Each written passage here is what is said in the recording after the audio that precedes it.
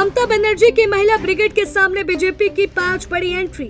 क्या अमित शाह का प्लान कर देगा बंगाल में इस बार उलटफेर? कंगना रनौत से लेकर बड़े चेहरों की दिखाई दे रही धमक। योजनाओं की जंग में कौन भारी, किसको साथ जाएगी आधी आबादी? पश्चिम बंगाल की सियासत इस बार सिर्फ सीटों की लड़ाई नहीं रह गई है, बल्कि यह सीधे महिला वोट बैंक की जंग बन चुकी है। और इसी जंग में अब बड़ा ट्विस्ट देखने को मिल रहा है। ममता बनर्जी का सबसे मजबूत किला हमेशा से महिला वोटर्स रहे हैं, लेकिन इस बार बीजेपी ने इसी किले में सेंध लगाने की पूरी तैयारी कर ली है।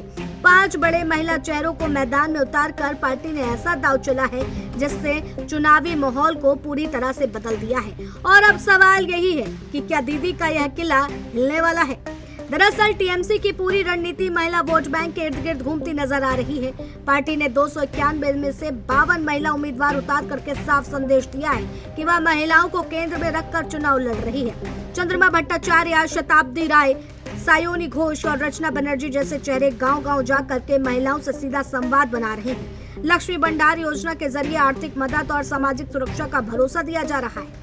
यही वजह है कि टीएमसी को भरोसा है कि उसका मजबूत महिला वोट बैंक इस बार भी उसके साथ खड़ा रहेगा।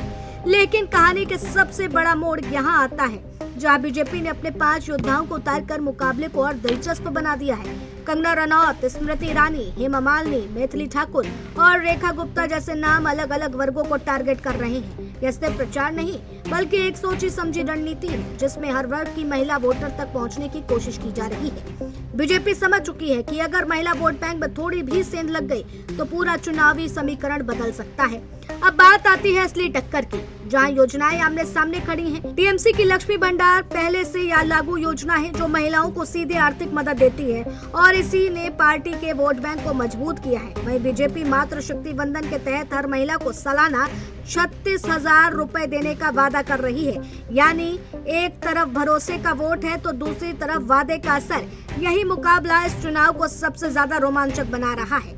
अगर आंकड़ों पर नजर डालें तो टीएमसी महिला उम्मीदवारों के मामले में बाकी दलों से काफी आगे है, जबकि बीजेपी संख्या में पीछे होने के बावजूद प्रभाव और चेहरे के दम पर खेलने बदलने की कोशिश कर रही है। यही वजह है कि यह चुनाव अब सिर्फ टिकट या आंकड़ों का नहीं है, बल्कि इन्फ्लुएंस और कनेक्ट का बन गया है। जमीन पर जो असर दिखेगा वही तय करेगा कि महिला वोट बैंक किस ओर झुकेगा।